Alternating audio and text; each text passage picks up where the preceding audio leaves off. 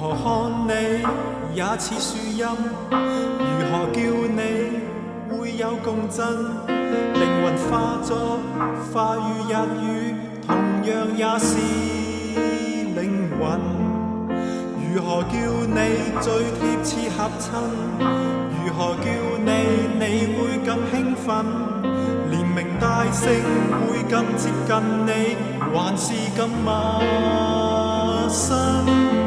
要是完全忘了姓氏，也沒有本身的名字，總記得神情和語氣，無字暗語。你也心中有知，我叫你容易。你說這聲音可像你。